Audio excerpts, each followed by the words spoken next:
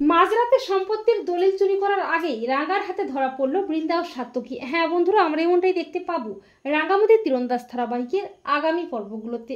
সম্পত্তির দলিল হাতানোর জন্য বৃন্দা ও সাত্তকী একটা প্ল্যান করে। বৃন্দা ও সাত্তকী চালাকি করে বাইরে থেকে খাবার আনায়, আর তাদের প্ল্যান মতো সেই খাবারে আগের থেকেই ঘুমের ওষুধ মেশানো থাকে। তবে রাঙ্গার মনে খটকা লাগে। রাঙ্গা মনে মনে ভাবে, মেজদা বাবু আর বড় বউ দিদি একসাথে সবাইকে খাবারটা খাওয়াচ্ছে, কিছু তো একটা গড়বড় আছে, নিশ্চয়ই ওহাদের কোনো খারাপ উদ্দেশ্যটা আছে। এই বলে রাঙ্গা বৃন্দা আর সাত্তকীর ওপর নজর রাখে। এরপর সবাই ঘুমের ওষুধ মেশানো খাবারটা খায়, কিন্তু চালাকি করে রাঙ্গা খাবারটা খায় না, এমনকি রাঙ্গার কথা মতো প্রমিতাও খায় না।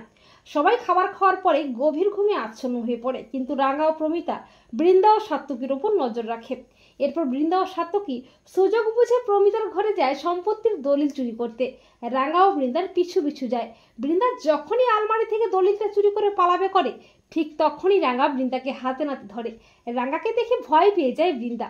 রাঙ্গা বলে, কিরে বড় বৌদিনী, সম্পত্তির দলিলটা চুরি করার লিগে সময়কে ঘুমের ওষুধ মেশানো খাবারটা খাওয়াইছিস, কিন্তু এই রাঙ্গামতি থাকতে তোদের স্বপ্নটা কোনোদিন সফল হতে দেবে না। আমি জানতাম তোদের কোনো কুউদ্দেশ্যটা আছে, তাই আমি খাবারটা খাই নাই। প্রমিতা বলে, ছি বৃন্দা ছি, তোমার এত লোভ, তুমি আর সাত্তকে এই বাড়ি থেকে এক্ষুনি বেরিয়ে যাও। তো বন্ধুরা, তোমরাও এটাই চাও তো যে মাঝরাতে সম্পত্তির দলিল চুরি করার আগেই রাঙ্গার হাতে যেন ধরা পড়ে বৃন্দা ও সাত্তকী? কমেন্ট করে এক্ষুনি জানিয়ে দাও তোমাদের মতামতটি।